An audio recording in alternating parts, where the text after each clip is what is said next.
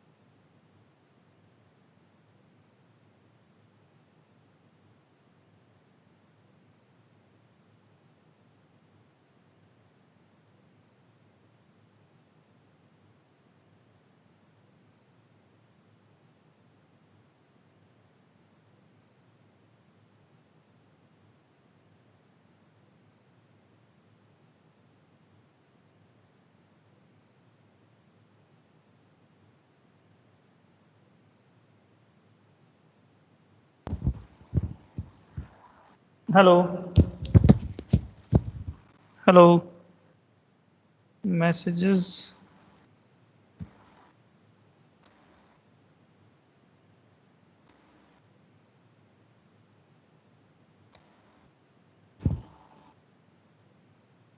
Okay, तो message आ रहे हैं आपको?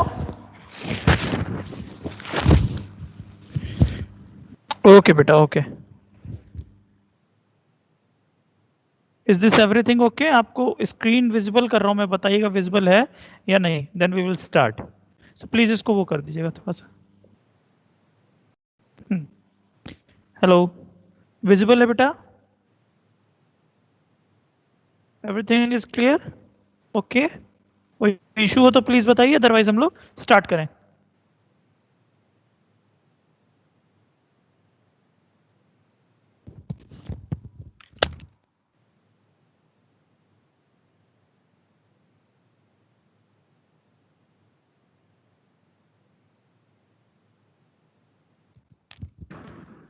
Okay. So yesterday we was discussing about the ER diagram. Or so today we will see how to construct a ER diagram. How we will move in the steps for creating a ER diagram. Okay. So सब कुछ सही हो तो हम लोग start कर सकते हैं. यस सर ओके, मतलब सब कुछ सही है, स्क्रीन विजिबल है. तो कल हम लोगों ने बहुत ही कुछ हल्की फुल्की सी बात की थी, आपके कुछ डाउट्स थे वो हम लोगों ने कोशिश की थी क्लियर हो जाए. और उसके बाद हम लोग यहाँ तक एटलीस्ट हम लोग यहाँ तक कंसेप्ट को क्लियर कर सके थे. क्या था जरा सा देखिए, था ये.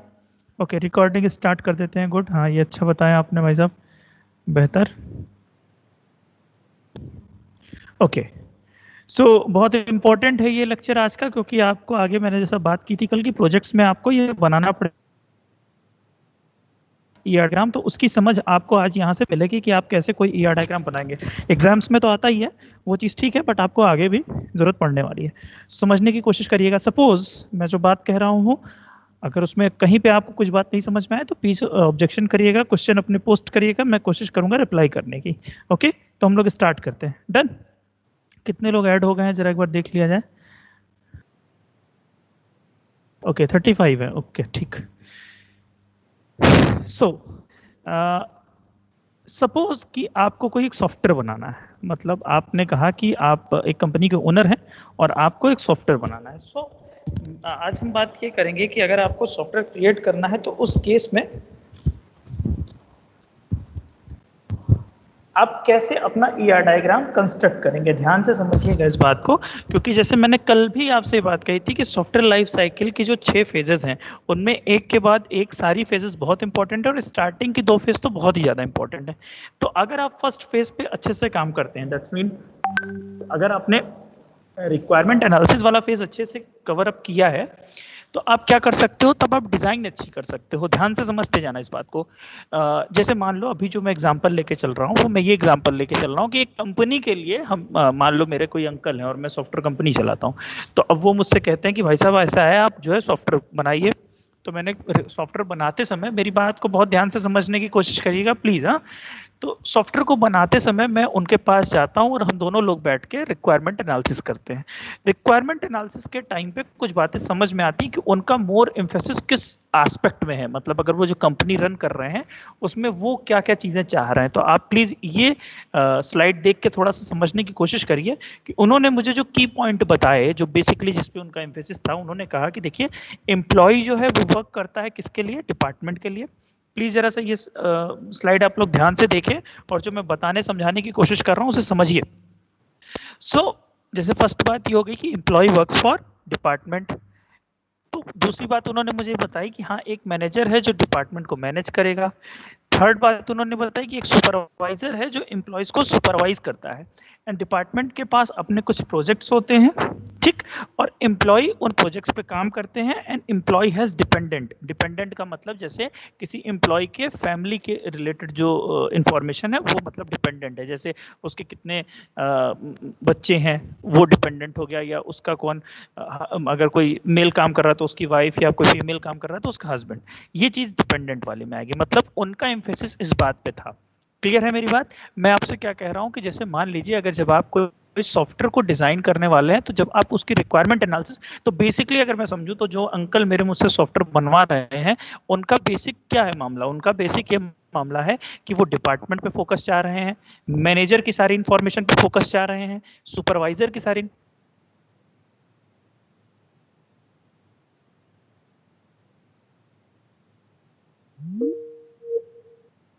कि उनका फोकस डिपेंडेंट पे भी है। ज्यादातर जो कंपनी का अगर सॉफ्टवेयर बनेगा तो मे भी उसमें डिपेंडेंट हो और ना हो, ये कोई जरूरी नहीं है। But what I am saying कि आपको ये डिसाइड करना होगा कि जो आपके प्रोजेक्ट की रिक्वायरमेंट है उसके हिसाब से हमें अपने ईआर डायग्राम में या अपने सॉफ्टवेयर में उस तरह से उस चीज़ों को लेके आना पड़ेगा। तो फिर बाद में हमें डिसाइड करेंगे कि कितनी टेबल बनेगी, कितनी एंटिटी बन रही है। ठीक है, जैसे अगर मैं बात करूं कि हम अपने यूसीएम कॉलेज के बाहर एक ऐसा समझो कि मान लो वो नींबू पानी बेचने वाला आदमी है, ठीक है, उसके लिए सॉफ्टवेयर बनाना है।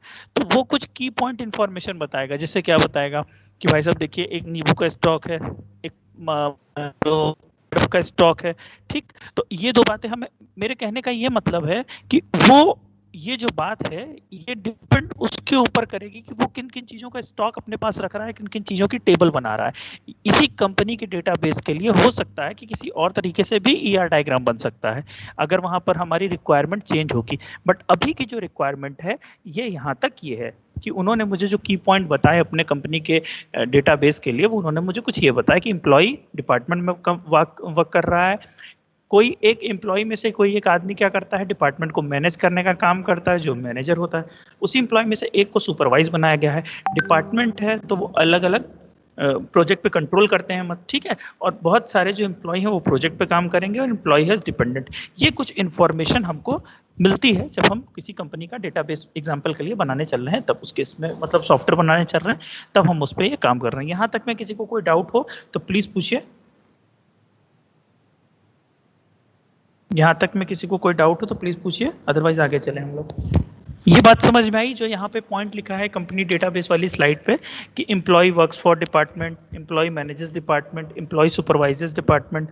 क्लियर है? तो मतलब इसमें क्या है, इसमें बस हमने क्या किया है कि जनरल जब रिक्वायरमेंट एनालिसिस के टाइम पे, देखो ये सबसे मुश्किल फेज है, मैं आपसे बार बार यही बात कह रहा हूँ कि जब भी आप सॉफ्टवेयर बनाएंगे तो रिक्वायरमेंट एनालिसिस जो है वो, requirement gathering is different thing but requirement analysis is different thing. Requirement gathering में तो आपको ये एकदम मतलब सब कुछ बता दिया जाएगा कि ये चाहिए, बट आपको ये डिसाइड करना है कि कौन सा किस एंटिटी में लाई करेगा, ठीक है, कौन सा एंटिटी रखना है या नहीं रखना है। मेरी बात समझिए, जैसे जब कंपनी डेटाबेस के लिए, सॉफ्टवेयर के लिए ये बातें किसी को बताई जा रही होंगी तो उसमें बहुत सारी बातें बताई गई होंगी, वो रिक्वायरमेंट गैदरिंग हुआ। But after analysis we concluded with these points, हम इस पॉइंट्स के साथ कंक्लूड कर पा रहे हैं। तो ये हमारा क्या हुआ, रिक्वायरमेंट एनालिसिस का टास्क पूरा हुआ। बोलिए भाई साहब, यहाँ तक बात सही है ना? कोई डाउट? देखो 10 लोग रिप्लाई करते हैं बस, 1 2 3 4 5 6, चलो साथी ने किया है।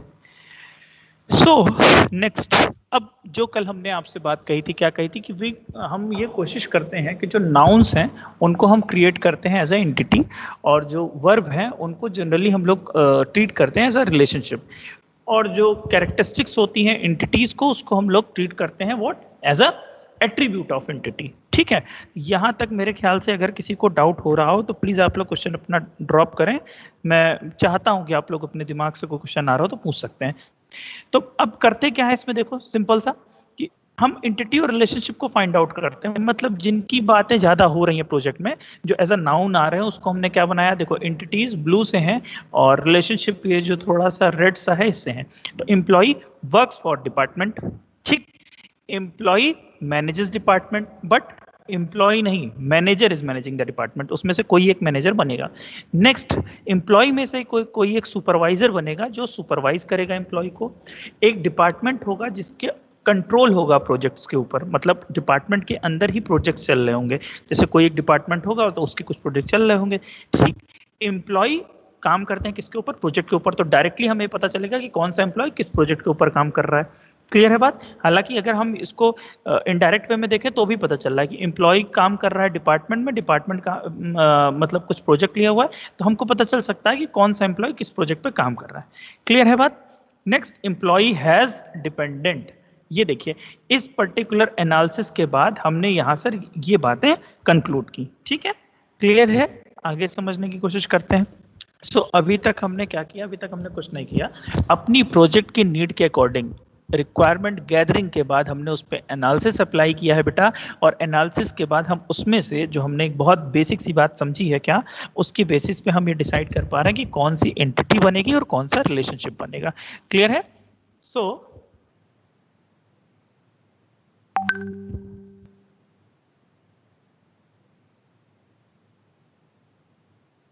पेन नहीं लेके बैठा हूं मैं, पेन नहीं, वहां से कैसे ले आई पेन? हेलो, यहाँ तक क्लियर है बेटा? कोई डाउट हो तो प्लीज बताइए। यहाँ तक में किसी को कोई डाउट हो तो आप अपने क्वेश्चन ड्रॉप कर सकते हैं। ठीक है, ओके, नाउ नेक्स्ट। सो अब देखो इसके बाद थोड़ा सा गेम चेंज हो रहा है, इसीलिए मैं आपसे बहुत एम्फेसिस कर रहा हूँ इस बात पे। Most important, most important thing ER diagram के टाइम ये चीज कंक्लूड करना है। अगर आप अपनी रिक्वायरमेंट एनालिसिस को कायदे से कर पाते हैं, सही से समझ पाते हैं, तो आप किसके ऊपर जाएंगे, तो आप समझ पाएंगे क्या कि आपका अब ईआर डायग्राम कैसे बनने वाला है, आपका कैसे सॉफ्टवेयर आगे फ्लो होने वाला है। ठीक है,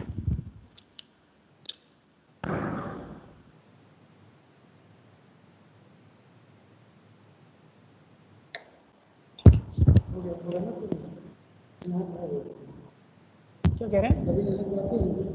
हाँ, सीएस का तो हो गया, एक बचा है चेतन सर का, और किसका बचा? सचिन का। ये नहीं मिलेंगे, नीचे मिलेंगे, नीचे पेन लेते जाइए। हेलो, हाँ ठीक है बेटा, ओके। तो अब यहाँ से जो मैं बार बार आपसे बात कह रहा हूँ कि अगर आप इस स्लाइड तक पहुंच पा रहे हैं, अगर आपने रिक्वायरमेंट एनालिसिस, क्योंकि प्रोजेक्ट में जैसे अगर मान लो तुम्हें 4 महीने का टाइम मिलता है, तो 2 महीने तुम रिक्वायरमेंट एनालिसिस अच्छी कर पाओगे, तब तुमको आगे कोई मतलब रिक्वायरमेंट एनालिसिस और डिजाइन। अब देखिए आगे हम क्या कर रहे हैं, इस पर्टिकुलर ग्राफ से, मतलब यहाँ पर हमने डिसाइड कर लिया कि एम्प्लॉइज के लिए काम करता है तो मेरे पास एंटिटीज ये होंगे और रिलेशनशिप। नेक्स्ट, एम्प्लॉय हैज, ठीक है, उसका नेम होगा, सैलरी होगा, सेक्स होगा और एड्रेस होगा। डिपार्टमेंट का क्या होगा, नंबर होगा, नेम होगा, लोकेशन होगा। प्रोजेक्ट के पास प्रोजेक्ट का नंबर होगा, प्रोजेक्ट का एक नेम होगा, प्रोजेक्ट किस लोकेशन पे है ये होगा। ये मतलब जब ये देखो, बात समझने की कोशिश करना, ये जिसका सॉफ्टवेयर है वो आपसे बताएगा कि भाई साहब मेरे प्रोजेक्ट जो है वो अलग अलग लोकेशन पे चलते हैं और मुझे ये इन्फॉर्मेशन चाहिए कि वो किस किस लोकेशन पे चलते हैं। बात को समझ रहे हैं? ऐसा मतलब हर प्रोजेक्ट के साथ हो, हर कंपनी के डेटाबेस के साथ हो, ऐसा जरूरी नहीं है, हो सकता है कई बार कंपनी एक ही जगह हो। ठीक है, मेरी बात समझ में आ रही होगी आपको। Next, employee works on some hours in department. Employee जो है वो जो काम करता है डिपार्टमेंट में वो कुछ आवर्स के लिए करता है। तो कल देखो हमने एक बात कही थी कि रिलेशनशिप के भी एट्रीब्यूट होते हैं। ठीक, तो ये जो हम लोग इसकी कैरेक्टरिस्टिक बता रहे हैं कि एम्प्लॉय के पास आईडी है, एम्प्लॉय के पास नेम है, एम्प्लॉय के पास सैलरी है, सेक्स है, एड्रेस है, ये जो है ये उसके कैरेक्टरिस्टिक्स हैं, तो इसको हम क्या ट्रीट करेंगे, एट्रीब्यूट बनाएंगे। डिपार्टमेंट के पास एक डिपार्टमेंट की आईडी होगी, नेम होगा और उसका लोकेशन होगा। इसी तरह से प्रोजेक्ट की एक आईडी होगी, उसका नेम होगा, उसका लोकेशन होगा। जो डिपेंडेंट है, जो मैंने भी आपसे बताया कि जो डिपेंडेंट है किसके ऊपर, एम्प्लॉय के ऊपर, उसका कोई एक नेम होगा, उसका सेक्स होगा, बर्थ डेट होगा, रिलेशनशिप होगा। ऐसा क्यों रख रहे हैं, ताकि ये पता लगने के लिए कि जो हमारे एम्प्लॉय हैं, ऐसा रखा जाता है ना कंपनीज में डेटाबेस, कि उनके कौन से डिपेंडेंट हैं, तो उनके बारे में हम लोग इंफॉर्मेशन रख रहे हैं अपने पर्टिकुलर सॉफ्टवेयर में। और मैनेजर के बारे में क्या किया गया कि मैनेजर कब अपॉइंट किया गया है, ये भी जानकारी इंपॉर्टेंट थी, तो वो रखा गया है DDMMYY करके स्टार्ट डेट, मतलब एक डेट बता रहा है कि वो कब से मैनेज करना शुरू कर रहा है डिपार्टमेंट को। यहाँ तक भाई, जब किसी को कोई डाउट हो तो प्लीज बताइएगा, ठीक है? यहां तक किसी को कोई डाउट है? No doubt. अच्छा, नेक्स्ट, अब हमको एक चीज और डिसाइड करनी होगी जो बहुत इंपॉर्टेंट है। वो क्या इंपॉर्टेंट है कि हमको रिलेशनशिप की कार्डिनलिटी समझनी होगी। जैसे देखो, नेक्स्ट स्लाइड आप देखने की कोशिश करिए समझने की, कि एक जो मैनेजर है, अब ये ध्यान से समझना मैं क्या बात कह रहा हूं। मैं ये कह रहा हूं कि मैनेजर जो है वो मैनेज करता है। अगर आप ये देखिए कि मैनेजर जो है, कहाँ गया, मैनेजर मैनेजेस डिपार्टमेंट। तो एक मैनेजर, हमको ये बताया गया कि एक डिपार्टमेंट के लिए एक ही मैनेजर होगा। तो मैनेजर्स वाला जो रिलेशनशिप बन रहा है दोनों के बीच, ये जो मैनेजर्स वाला रिलेशनशिप है दोनों के बीच बन रहा है, इसका मैं कार्डिनलिटी समझना चाहता हूं। तो मैंने क्या कहा, इसकी कार्डिनलिटी क्या होगी, 1:1। क्यों? क्योंकि एक डिपार्टमेंट के लिए एक ही मैनेजर होगा। वर्क्स फॉर, देखो वर्क्स फॉर जो रिलेशनशिप है वो क्या है कि एक एम्प्लॉय जो है, यहां की बात करें जो ये पर्टिकुलर बन रहा है, उसमें क्या है कि एक एम्प्लॉय कई सारे उस पर काम कर रहा है। वर्क्स फॉर, ये है पर्टिकुलर टेबल, कई सारे डिपार्टमेंट में काम कर रहा है, ठीक है? मैं इसलिए बार बार बात कह रहा हूं कि ये आपके पर्टिकुलर सॉफ्टवेयर की बात है कि एक एम्प्लॉय यहाँ पर कई सारे डिपार्टमेंट में काम कर रहा है। अगला देखे सुपरवाइजर, तो एक जो है वो कई सारे एम्प्लॉयज को सुपरवाइज करता है। क्यों? क्योंकि देखो यहाँ पर क्या लिखा है, यहाँ पे लिखा है एम्प्लॉय सुपरवाइजेस, ठीक है? तो अब एम्प्लॉय जो है वो क्या कर रहा है, कई सारे एम्प्लॉयज को सुपरवाइज कर रहा है। ये बात हो गई। कंट्रोल की बात करें तो कंट्रोल कहाँ पे रिलेशनशिप था, देखो कंट्रोल यहाँ पे था कि department has control over project. तो एक डिपार्टमेंट का कई सारे प्रोजेक्ट के ऊपर कंट्रोल है, हाँ साहब, एक डिपार्टमेंट का मैनी उसके ऊपर कंट्रोल है। नेक्स्ट, वर्क्स ऑन की बात करें तो एम्प्लॉय वर्क्स ऑन प्रोजेक्ट। तो यहाँ पर हमें ये समझना है कि जो बहुत सारे एम्प्लॉय हैं वो अलग अलग बहुत सारे प्रोजेक्ट में इन्वॉल्व होते हैं। क्यों? ये बात हमने आपको पहले ही बता दी, क्या कि अलग अलग डिपार्टमेंट में लोग काम कर रहे हैं तो अलग अलग प्रोजेक्ट पे भी काम करेंगे, ठीक है? तो ये कुछ बातें हम लोग रिलेशनशिप के बारे में यहाँ पे कंक्लूड कर पाए कि मैनेजर्स जो होगा वो 1:1 होगा, वर्क्स फॉर जो होगा वो 1:n होगा, सुपरवाइजर्स जो होगा वो 1:n होगा। ये हमने हर रिलेशनशिप के बारे में ये समझा कि उसकी कार्डिनलिटी क्या होगी। आई थिंक बात आपको क्लियर होगी, समझ में आया? यहाँ तक कोई डाउट हो तो बताइए। अब इसके बाद क्योंकि हम लोग मूव करने वाले हैं ईआर डायग्राम को बनाने के ऊपर, ठीक है? क्लियर है बात? तो पहले, सबसे पहले देखिए हमने रिक्वायरमेंट को एनालिसिस किया। एनालिसिस करने के बाद हमने उसमें से एंटिटी और रिलेशनशिप को अलग किया। फिर रिलेशनशिप किस किस एंटिटी के बीच में इन्वॉल्व हो रहा है उसके बेस पे हम ये समझते हैं कि हमें कौन कौन सी कार्डिनलिटी रखनी है और हर एंटिटी का क्या एट्रीब्यूट होगा। Sir, employee works on project की कार्डिनलिटी 1:n क्यों नहीं है?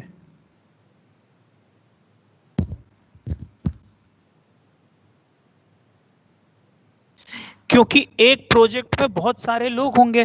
1:n क्यों नहीं है, ये तो क्लियर समझा जा सकता है ना कि एक प्रोजेक्ट में एक आदमी नहीं होगा, एक से ज्यादा आदमी होंगे, इसलिए क्या होगा, m:n होगा। बोथ साइड, मतलब टोटल पार्शियल तो मैं आपको बताता हूँ, बट वर्क्स ऑन की जो कार्डिनलिटी होगी वो क्या होगी, m:n होगी। m:n क्यों होगी? क्योंकि ऑब्वियस सी बात है, अभी हमने बोला एक एम्प्लॉय कई सारे प्रोजेक्ट में काम कर रहा है और एक प्रोजेक्ट कई सारे एम्प्लॉय को लेके चलेगा। यूज केस पे वेरी करेगा ना। कैसे यूज केस पे वेरी करेगा?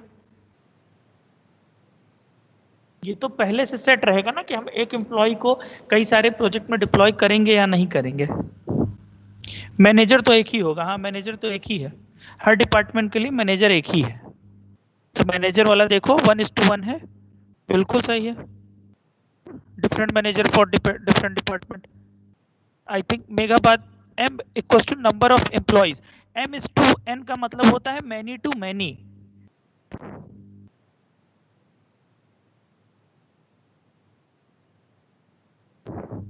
मेघा मेरी बात समझ में आई? एम एस टू एन का क्या मतलब होता है बेटा? एम एस टू एन का मतलब होता है मैनी टू मैनी, मतलब एक प्रोजेक्ट में, जैसे एक कोई प्रोजेक्ट चल रहा होगा तो कई सारे इंप्लॉय होंगे, और एक एम्प्लॉय कई सारे प्रोजेक्ट में भी हो सकता है, ये पर्टिकुलर सिस्टम की रिक्वायरमेंट है। ठीक है, और किसी ने कुछ कहा है, अनुग्रह कुछ हुआ उसको सिर्फ एक पर कर दिया गया, तो सर कार्डिनलिटी तो कैसे चेंज हुआ, मैं समझ नहीं पा रहा हूँ। कार्डिनलिटी का मतलब है कि मैनी लोग उसमें मैनी एंटिटीज उसकी असाइन होंगी या सिंगल एंटिटीज असाइन होगी। तो अगर एम्प्लॉय और प्रोजेक्ट के बीच में हम देख रहे हैं रिलेशनशिप को, जो कि आपका क्या है, वर्क्स ऑन है, तो मैंने आपसे कहा कि एक एम्प्लॉय कई सारे प्रोजेक्ट पे काम करता है और एक प्रोजेक्ट पे कई सारे एम्प्लॉय काम करेंगे, तो जो आपका बनेगा दोनों साइड, वो क्या बनेगा, मैनी टू मैनी बनेगा। ठीक है, यहाँ तक क्लियर है? अनुग्रह कुछ क्वेश्चन है, जल्दी पूछो।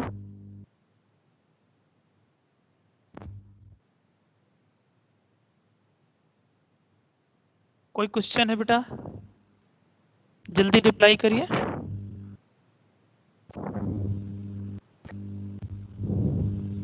हाँ माइक ऑन कर लो, ठीक है, माइक ऑन करके बोलो। सर सर जैसे हाँ हाँ कि अगर एक सर वो पीपीटी खोलिए सर, एक सेकंड। हाँ, पीपीटी खोल दिया।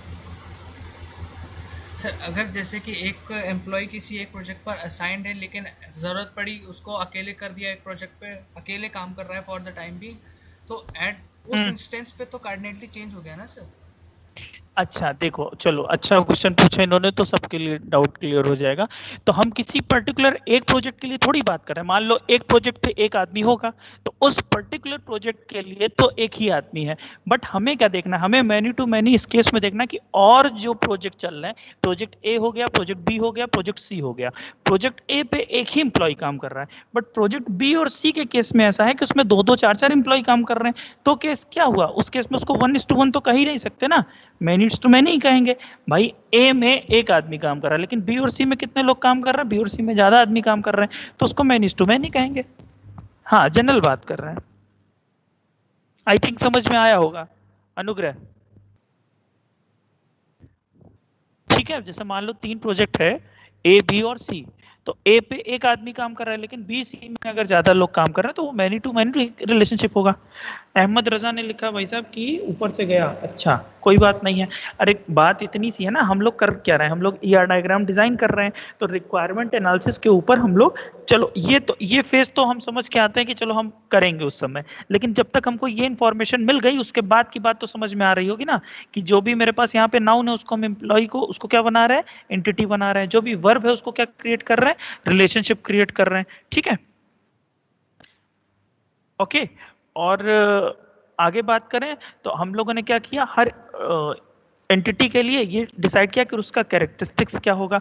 उसके बाद हम लोगों ने हर रिलेशनशिप की, जो यहाँ रिलेशनशिप फाइंड आउट किए थे, उसकी कार्डिनलिटी समझने की कोशिश की कि कौन कितने के लिए काम करेगा, एक प्रोजेक्ट पे कई लोग काम करेंगे और एक आदमी कई प्रोजेक्ट पे काम कर सकता है, तो मैनी टू मैनी हो गया। मतलब मैक्सिमम लेके चलते हैं ना, जैसे मान लो अनुग्रह जो तुमने पूछा उसको इस तरह भी समझो कि मान लो किसी ब्रांच में केवल एक ही बच्चा पढ़ रहा हो, जैसे इसी में हो सकता है एक बच्चा पढ़ रहा हो, तो उस केस में क्या होगा, उस केस में होगा ये कि आपका उस पर्टिकुलर क्लास के लिए तो 1:1 है कि एक टीचर आके उसको पढ़ा रहा है, बट इन जनरल अगर हम बात करें तो क्या होगा, मैनी टू मैनी ही होगा। ठीक है, ओके।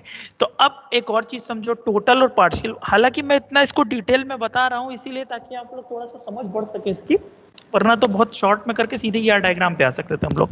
अब देखो पार्शियल और टोटल समझो, जैसे यहां पर हमने कहा कि 1:n टोटल बोथ साइड, ऐसा क्यों है, देखो क्योंकि रिलेशनशिप कौन सी है, वर्क्स फॉर। तो देखो जो भी इंप्लॉय होगा, प्लीज मेरी बात को यहां से समझने की कोशिश करिएगा आप लोग, वर्क्स फॉर में हमने कहा टोटल होगा, टोटल पार्टिसिपेशन होगा दोनों साइड, मतलब हर एंटिटी उस रिलेशनशिप में इन्वॉल्व करेगी। पूछो क्यों, इसलिए क्योंकि वर्क्स फॉर क्या है, वर्क्स फॉर देखो एम्प्लॉय और डिपार्टमेंट के बीच में बना हुआ है, तो हम ये बात कह रहे हैं कि जो भी एम्प्लॉय है अगर कंपनी में, तो उसे कोई ना कोई डिपार्टमेंट तो पक्का असाइन होगा, ऐसा हो ही नहीं सकता कि कोई एम्प्लॉय हो और उसको कोई डिपार्टमेंट असाइन नहीं है, और जो भी डिपार्टमेंट होगा उसको कोई ना कोई एम्प्लॉय असाइन होगा ही होगा। तो उस केस में क्या है कि जितनी भी डिपार्टमेंट या जितने भी एम्प्लॉय हैं वो आपस में वर्क्स फॉर रिलेशनशिप में क्या कर रहे हैं, दोनों के दोनों इन्वॉल्व हो रहे हैं, टोटली पार्टिसिपेट कर रहे हैं। एक भी एम्प्लॉय ऐसा नहीं बचेगा जो किसी डिपार्टमेंट के लिए काम ना करता हो, या एक भी डिपार्टमेंट ऐसा नहीं बचेगा जिसमें कोई एम्प्लॉय ना हो। दोनों के सेटिस्फाई करेंगे, इसलिए हमने क्या बोला कि दोनों साइड क्या होगा, टोटल होगा। आगे देखो, कंट्रोल 1:n प्रोजेक्ट की साइड पे टोटल होगा। क्यों? क्योंकि हर प्रोजेक्ट के लिए, बेटा ध्यान से समझना, हर प्रोजेक्ट के लिए देखो कौन सा है रिलेशनशिप, कंट्रोल्स ये है।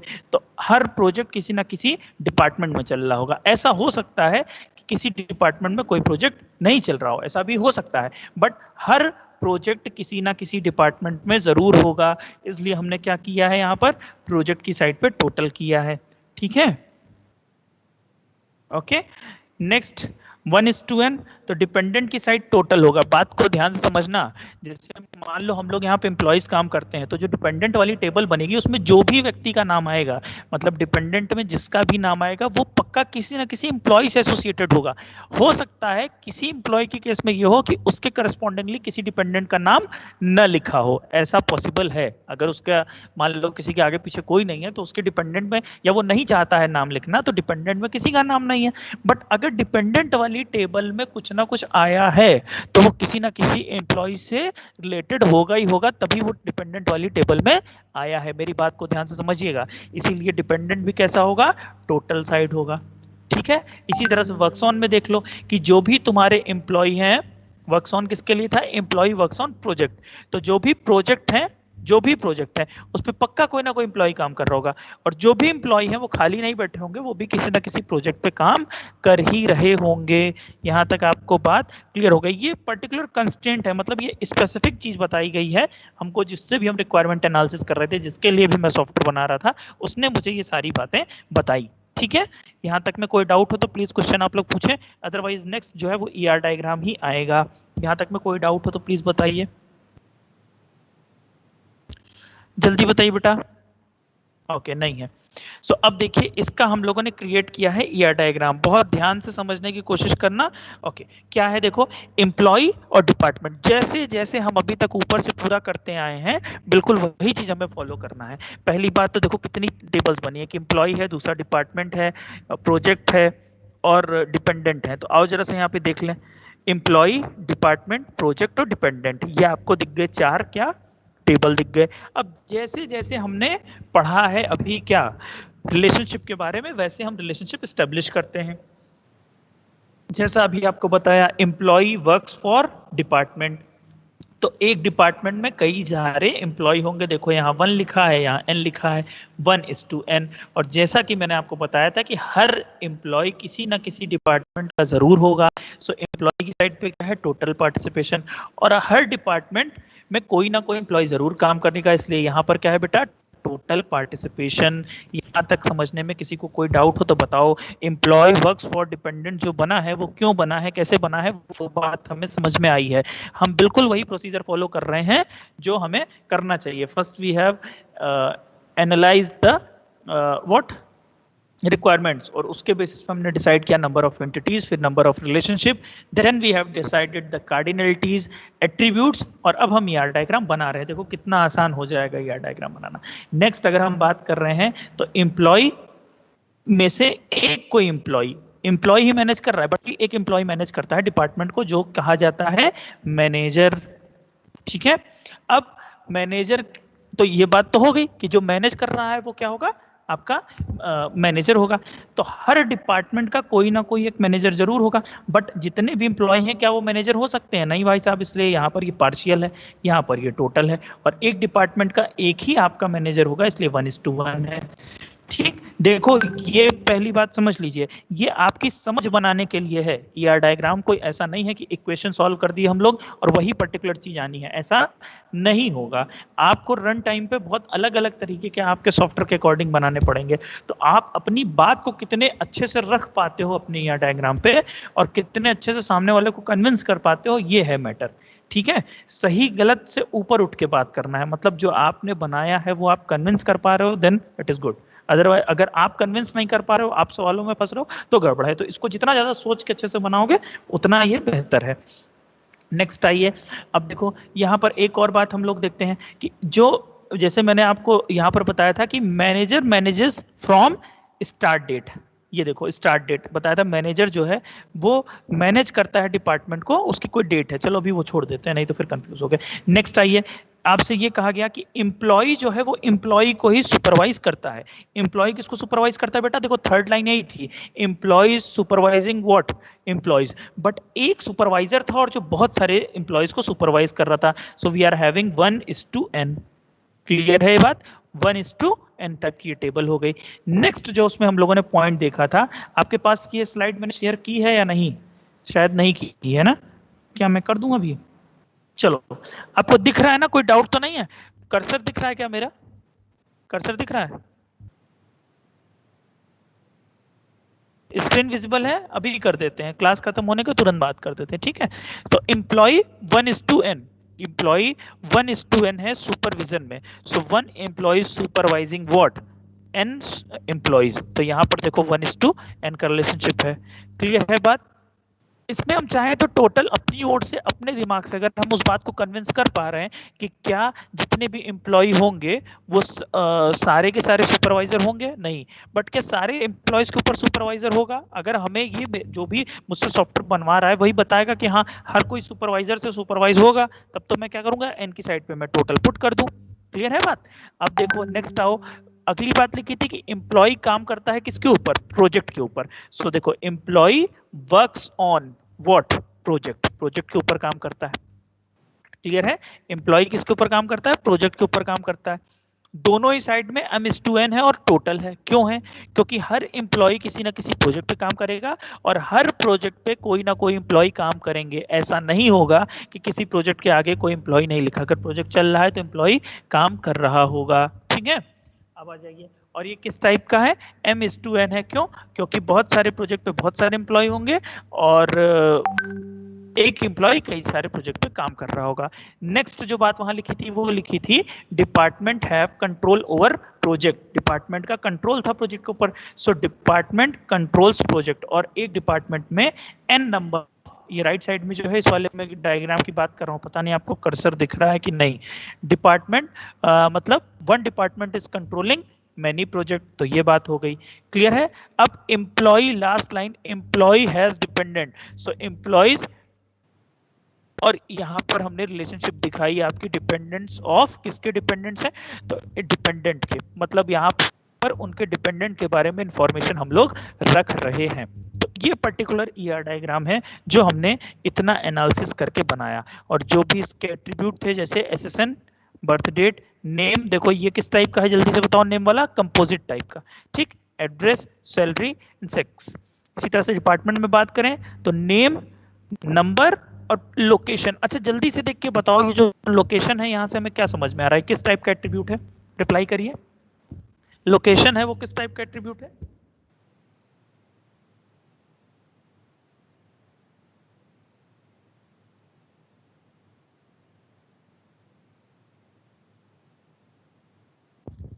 हेलो, लोकेशन किस टाइप का एट्रीब्यूट है, लोकेशन किस टाइप का एट्रीब्यूट है, कंपोजिट बता रहे हैं लोग भाई, और बताइए जल्दी जल्दी रिप्लाई करो बेटा।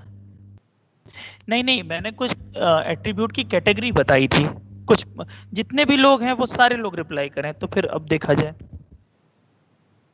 जितने भी लोग हैं सारे लोग रिप्लाई करें, लोकेशन किस टाइप का है, देख के डायग्राम क्या समझ में आ रहा है,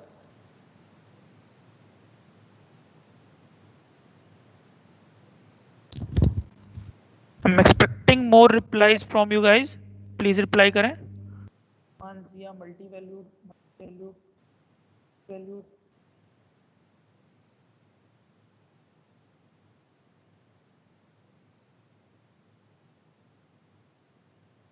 मतलब ये बात हमें समझ में आ रही है कि लोकेशन मल्टी वैल्यूड है।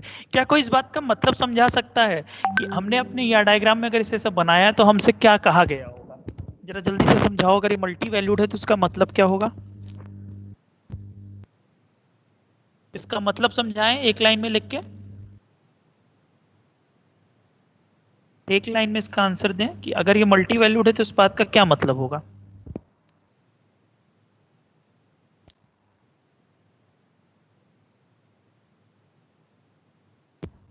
टेबल में एक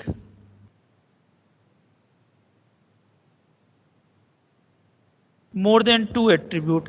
सर मतलब सर उसमें एक से ज्यादा वैल्यूज होंगी। आशीष ने काफी अच्छी बात कही, इसको कोई और एक्सप्लेन करे। More than one value at a time, हाँ डेफिनेशन की बात कर रहे हैं, but I am asking about this particular scenario where department is having multi valued kind of locations. एक से ज्यादा लोकेशन है। और थोड़ा सा इसको क्लियर करें तो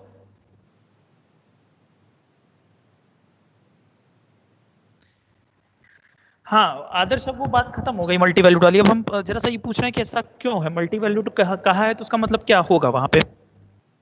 डिपेंड्स ऑन मोर एट्रीब्यूट।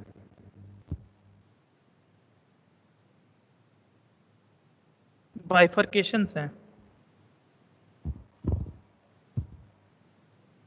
कौन हंस रहा है भाई?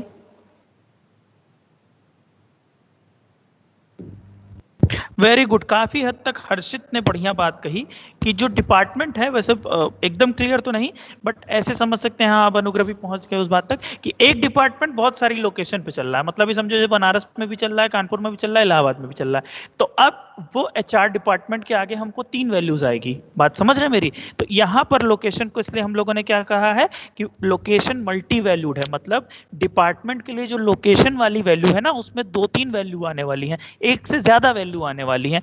ठीक है, यहां तक कोई डाउट आपको शायद नहीं होगा। अच्छा देखो, यहां पर एक मोस्ट इंपॉर्टेंट जो चीज है जो आपको बताना है कि एम्प्लॉय वर्क्स ऑन प्रोजेक्ट और employee manages department. Employee works on project और एम्प्लॉय मैनेजेस डिपार्टमेंट, इन दोनों ही केसेस में रिलेशनशिप का भी एक एट्रीब्यूट है।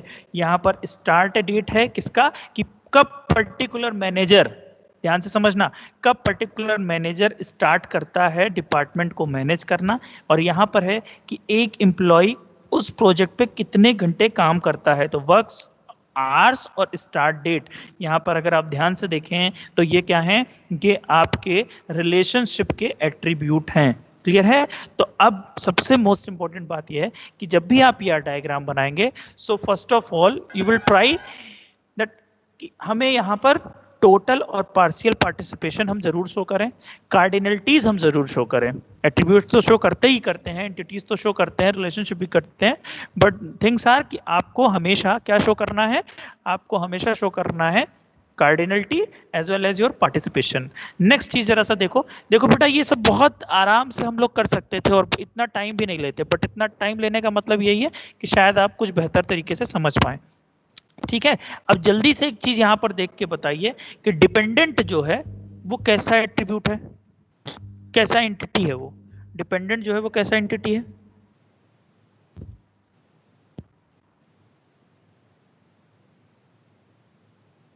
डिपेंडेंट कैसी एंटिटी है? वीक एंटिटी है।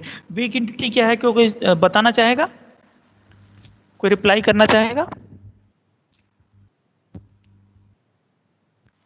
वीक एंटिटी है, लेकिन क्यों, कोई बताना चाहेगा?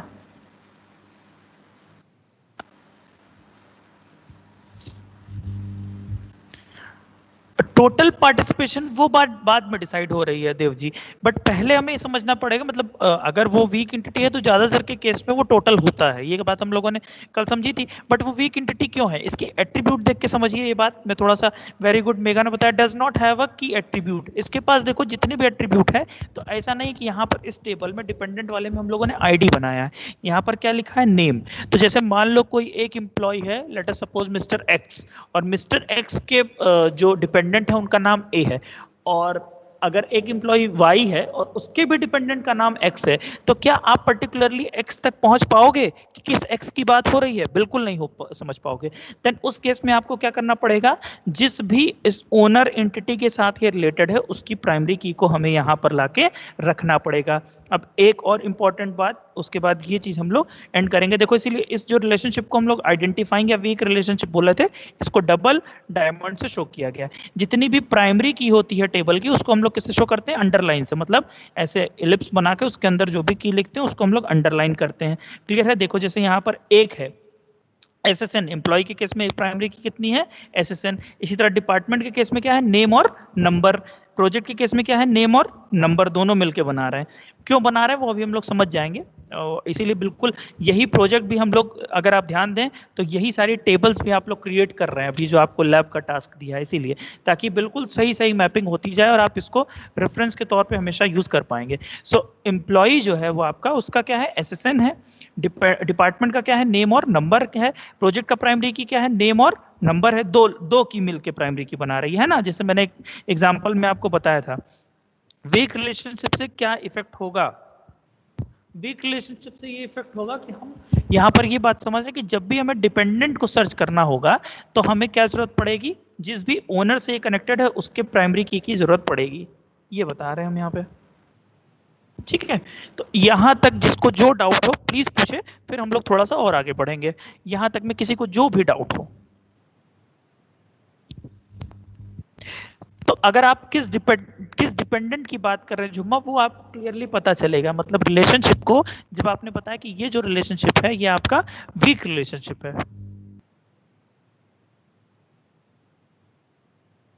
तो जब भी आपको डिपेंडेंट के बारे में पता करना होगा तो आप क्या कर सकते हो, जो स्ट्रांग है उसकी की से पता कर सकते हो।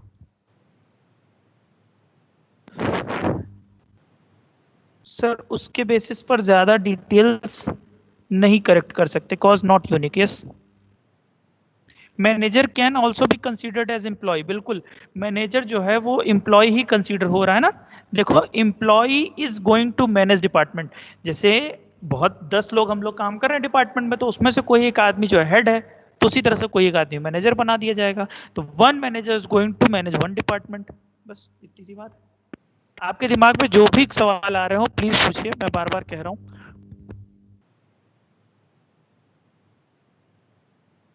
नहीं है, कोई क्वेश्चन नहीं है। एम्प्लॉय के भी लेवल सेट करने पड़ेंगे।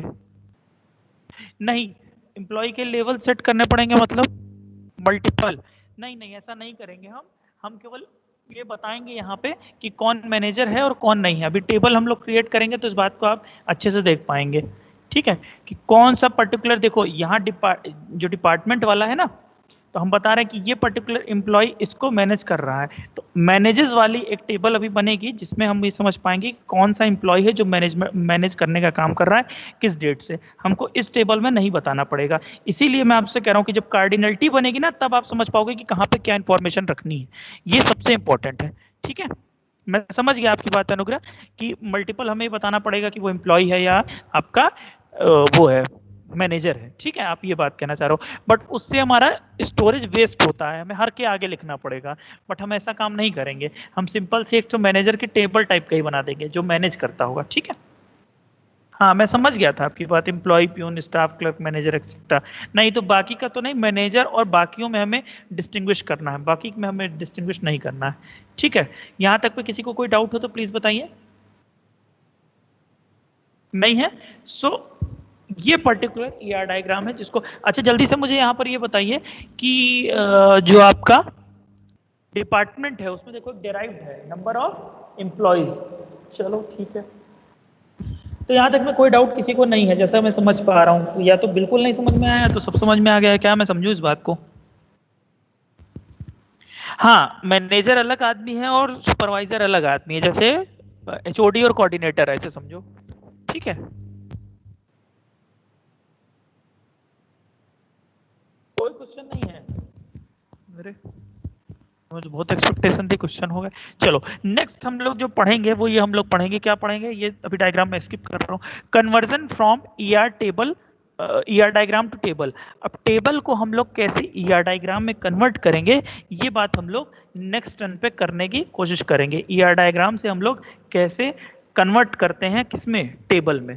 ठीक है, तो ये आपके समझने के लिए बहुत इजी हो जाएगा। इसलिए इजी हो जाएगा क्योंकि बिल्कुल यही ईआर डायग्राम है हमारे पास, और जिस पे हम काम कर रहे हैं लैब अपने प्रोजेक्ट पे, उस पे प्रैक्टिकल में, वो बिल्कुल इसी पे कर रहे हैं। अगर आपको याद हो तो एक एम्प्लॉय की टेबल बनाई है अभी हमने, एक डिपार्टमेंट की बनाई है, वर्क्स फॉर की बनाई है, वर्क्स फॉर की एक टेबल नहीं बनाई है, मैनेजर्स की बनाई है शायद, नहीं मैनेजर्स की नहीं, वर्क्स ऑन की टेबल बनाई है। ठीक, तो आप अभी देखेंगे कि क्यों हम ये डिसाइड कर पा रहे हैं कि मैनेजर्स की टेबल बनेगी या नहीं बनेगी, या वर्क्स फॉर की टेबल बनेगी कि नहीं बनेगी, वर्क्स ऑन की बनेगी या नहीं बनेगी। ठीक, रूल हम लोग बहुत डिटेल में पढ़ेंगे, बट मैं अभी आपको क्लास खत्म होने से पहले 2-3 की पॉइंट बता रहा हूं, उसको आप चाहे तो नोट करते जाएं, बाकी तो डिटेल में हम लोग पढ़ेंगे, बट मैं आपको एकदम जीस्ट बता रहा हूँ चीज़ों का कि हम लोग कैसे कन्वर्ट करते हैं।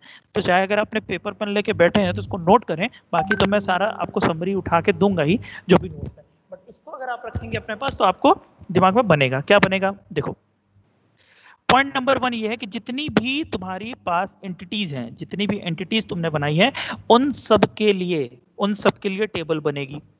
For every entities there should be a table. जितनी भी एंटिटी सेट है उसके लिए एक टेबल बनाओगे, मतलब 4 टेबल तो पक्की बात हो गई। कौन कौन सी? एम्प्लॉय, डिपार्टमेंट, प्रोजेक्ट और डिपेंडेंट। ये 4 टेबल तो बननी ही बननी है। बोर तो नहीं हो रहा है, मतलब समझ में आ रहा है? कोई डाउट हो तो प्लीज आप लोग लिखिएगा, अभी तो बहुत टाइम भी नहीं हुआ, 50 मिनट भी नहीं हुए। ठीक है, तो आपके पास 4 टेबल तो बननी ही बननी है, एक एम्प्लॉय की, दूसरी डिपार्टमेंट की, तीसरी प्रोजेक्ट की और चौथी डिपेंडेंट की। फिर नेक्स्ट बात डिसाइड करते हैं। अब आपने इसके लिए तो बता दिया कि हाँ भाई सब एंटिटी के लिए बननी है बननी, अब रिलेशनशिप के लिए बननी है या नहीं बननी है, ये बात कैसे समझेंगे? ये बात ऐसे समझेंगे कि अगर रिलेशनशिप, बहुत की पॉइंट है बेटा, और आपको किसी एग्जाम में अगर आप कोशिश करोगे तो बाकी जो गेट लेवल वगैरह के पेपर होते हैं उसमें डायरेक्ट ही क्वेश्चन आपको मिलेगा और बहुत इजी होता है कि अगर आपका रिलेशनशिप 1:1 है तो आप उस केस में 1:1 है या 1:m है या m:1 है, तीनों case 1 to many, many to 1 या 1 to 1, उस केस में आप रिलेशनशिप के लिए टेबल नहीं बनाते हैं। बट अगर m:m है, मतलब मैनी टू मैनी है, तो उस केस में आप रिलेशनशिप के लिए टेबल बनाते हैं। बस अभी के लिए आप ये 2 गोल्डन रूल याद रखो।